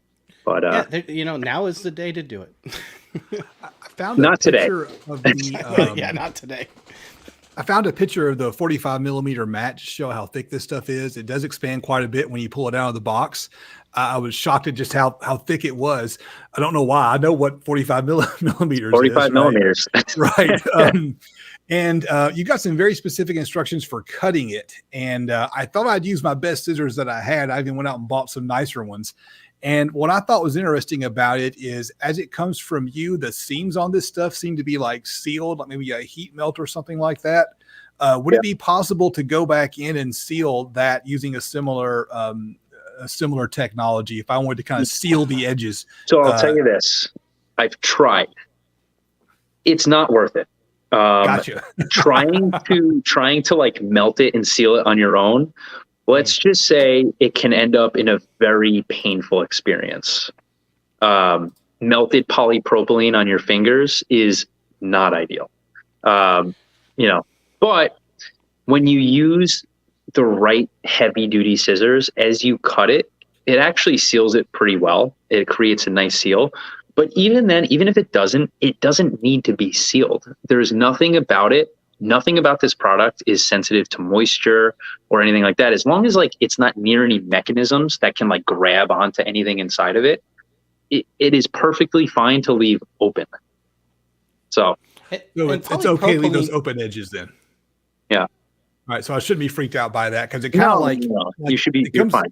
Like a layers of a canned biscuit is the way it kind of looks when it opens up a little bit. And canned biscuit. I've been a long time since I've had a canned biscuit, but if canned biscuits, kind of those flaky layers, it's like Chicago pizza. Be tied up. Don't even be talking about that. Dude, there's no such thing as Chicago pizza. Oh, there is. And it's just Chicago casserole. Chicago pizza is amazing. Yeah, actually, what?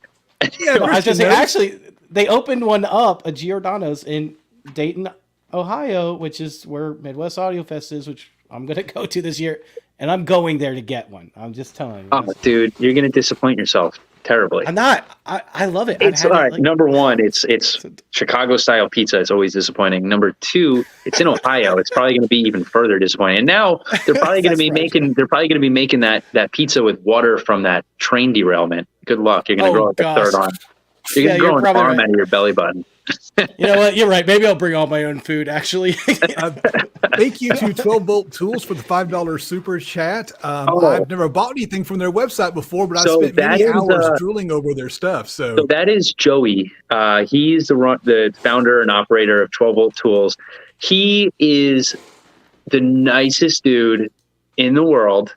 He is super helpful. If you have any if you guys, you probably have a lot of viewers that are building their own cabinets and doing router work or CNC work even.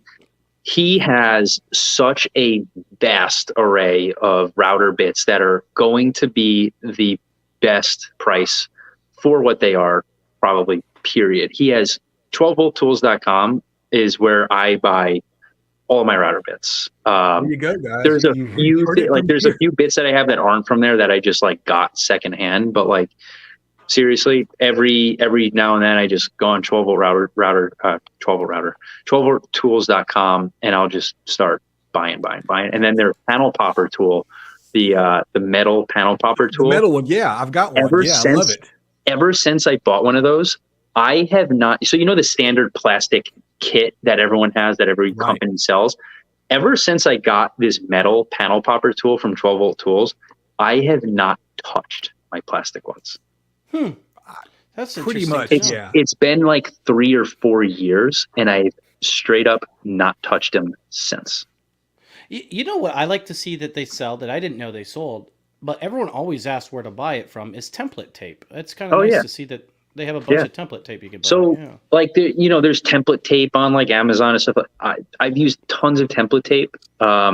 Their actual template tape, like the white stuff, is really easy to work with. Like it rips really easy. My partner Chris had some other template tape. It's looks similar, but it's really hard to rip.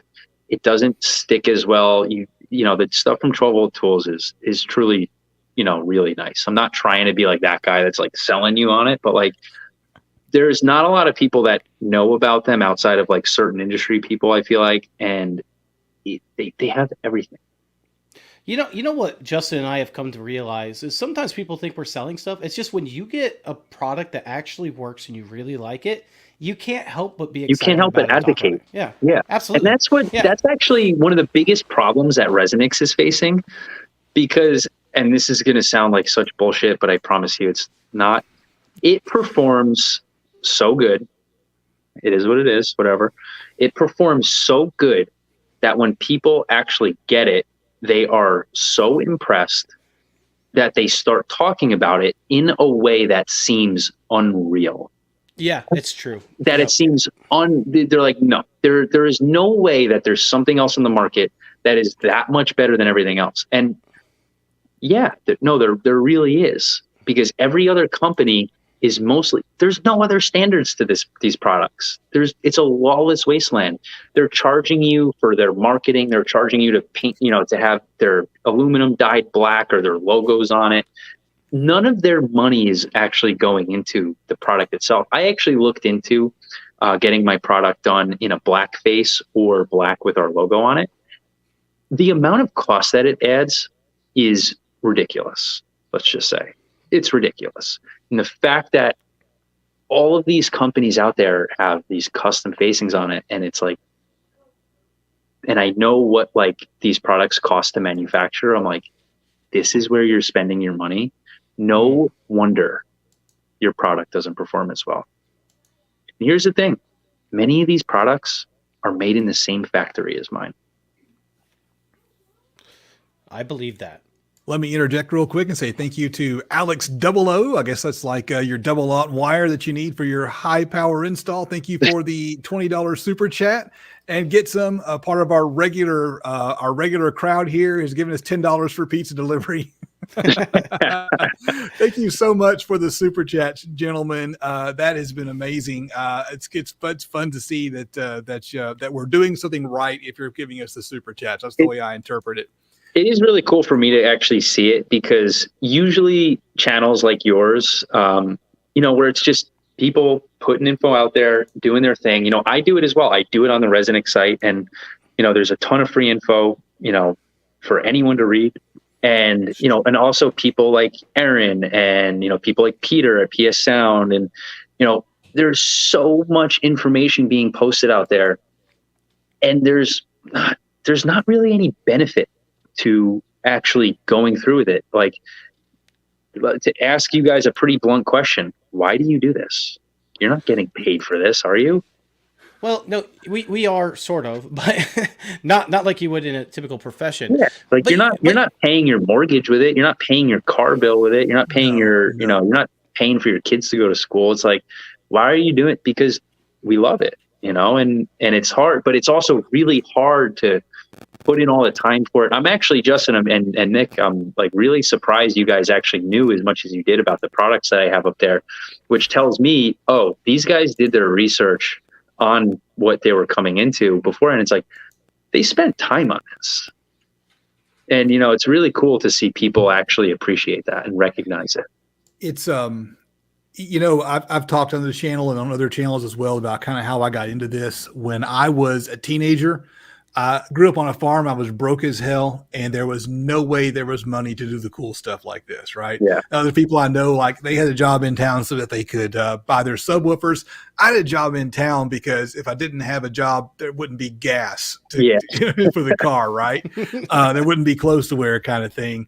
Yeah. And so I like contributing to the conversation. When I was on the DIYMA forums, I posted frequently, shared information, helped people out, answered questions.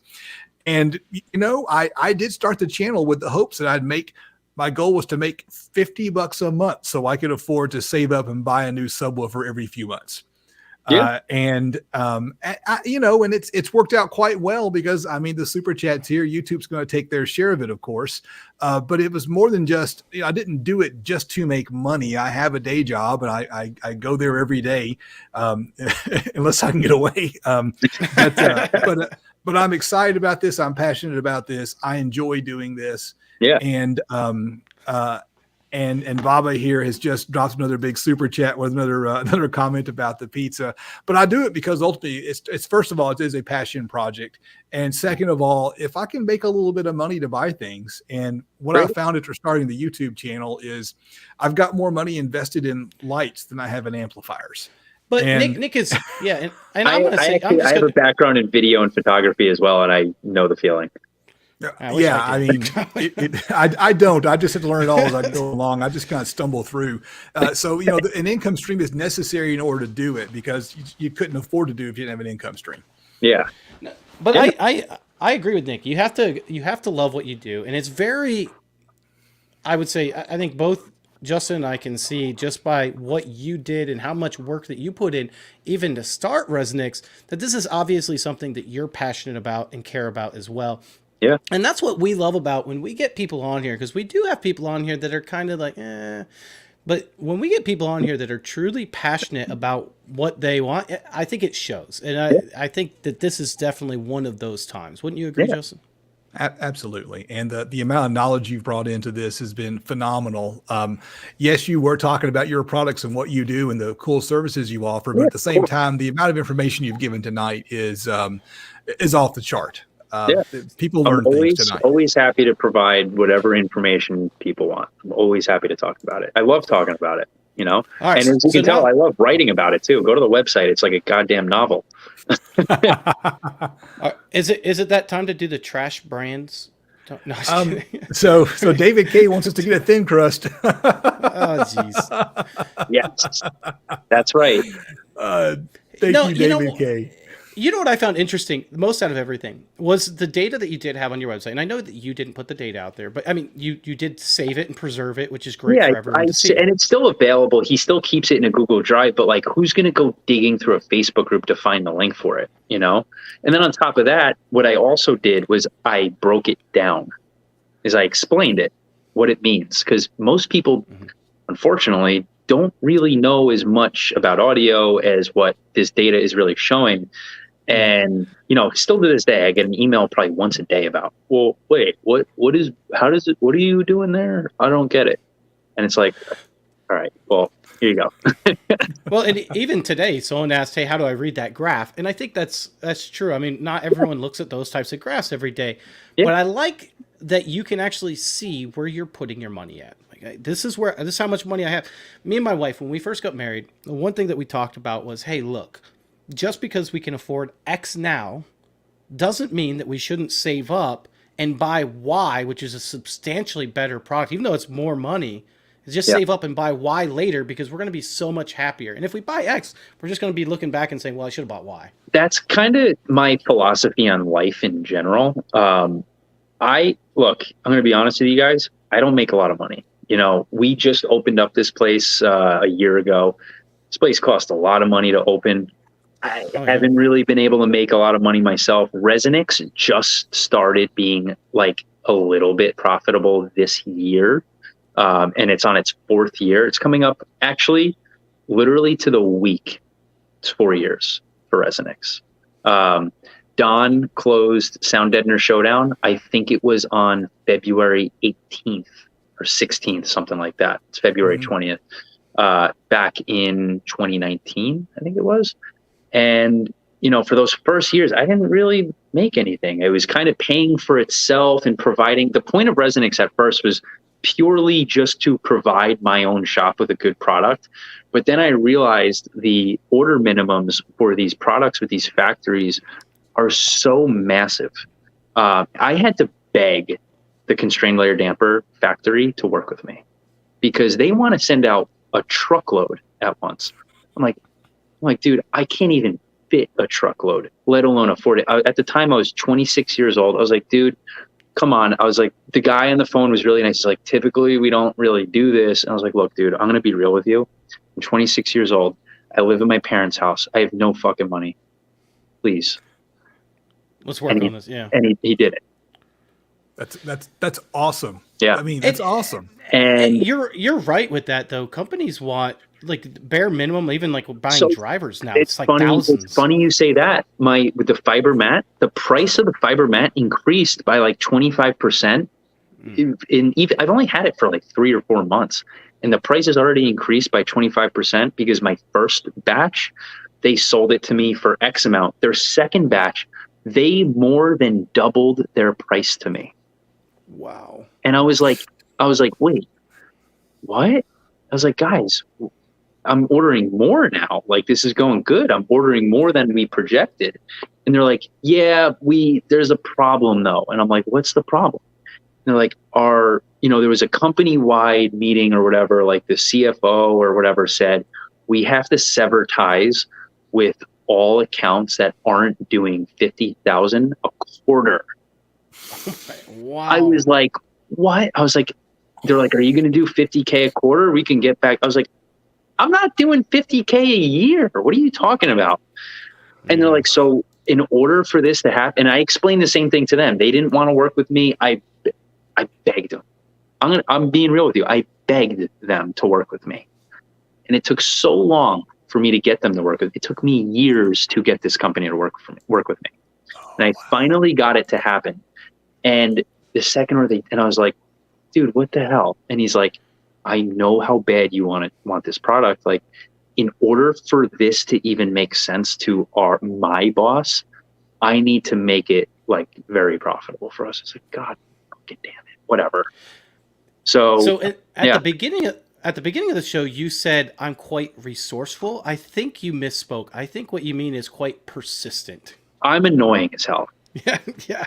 Well, that's a good thing, though. No, I'm resourceful in a way that, like, I have a way of finding stuff. Like, if I told you, hey, Nick or Justin, I'll give you $100,000 if you can find my manufacturer of constrained layer damper within a week. I guarantee you couldn't. Guarantee it. And I still found them. Justin's like, I am on this. I don't know. I'm pretty resourceful. Hey, real quick, David K has had a funeral in the and family stuff today, and it's like we hate to hear that, David.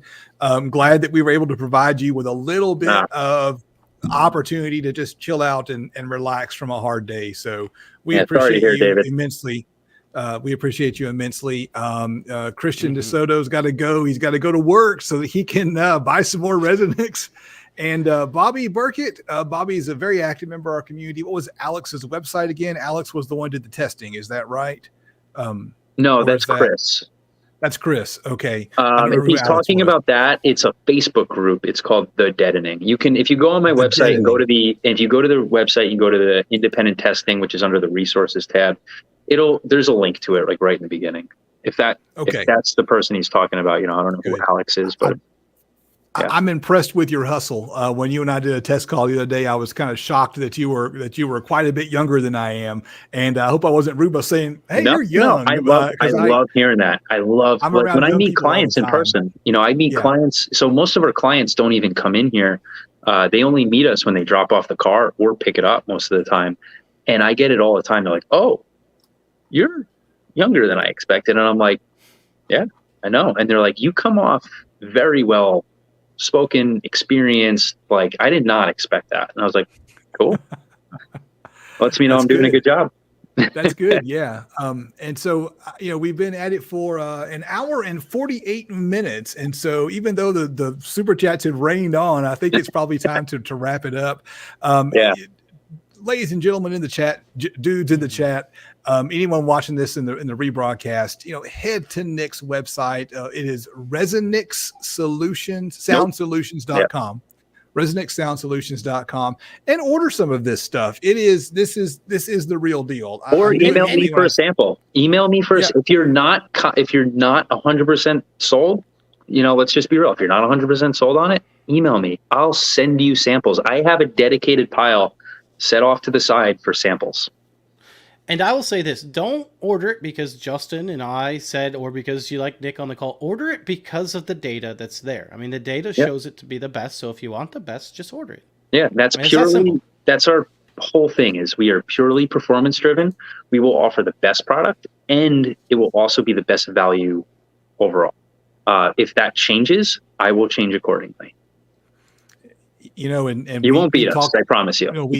We talked a couple of weeks ago, and something that Nick said to me on the phone, he said, "Look, if I find out that this product doesn't work, or if it's not the best, I'm going to stop carrying it."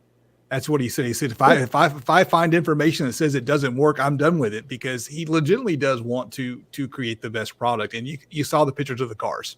Yeah. How many people out there are building plug and play kits for Lamborghinis? No one. But that's besides the point. There's other companies that build them for Porsches and, stuff like that, or trucks. But at the end of the day, I still think I'm able to separate myself, because at the end of the day, I still love to get inside of that customer's car, tune it. And when I'm done tuning it, I get to listen to it. And I'm like, yes. Yes. It's such a cool, and then then it's even better when the customer gets here, if they're actually coming into picking up, or, it sucks when I get to, have to ship it back. I don't get to experience it with them, but when they experience it, they just dropped a lot of money, and, but they want what they want, and they know exactly what they want. And they come in here to pick it up, and they get in their car, and I hit play, and I have that volume all the way up. And it's always fun to see that look on their face. The expletives that come out of their mouths. So fantastic. And by the way, Justin, you need to mute TL down there. He's speaking dirty stuff down there. Oh, more of the pizza, New York pizza. I thought he was talking nonsense, but that's not nonsense. That's just cold hard facts. Just like our reference information says, it's data. It's just data, dude. Cold hard facts. Taken all from New Yorkers. We're just better at everything. I'm sorry. All right, we'll tell that to the Giants someday. Or the Jets. It has been fun. I'm going to hit in broadcast for you on the football path. I'm ending it now. No, he hates it's football. over. Thank you. Yep.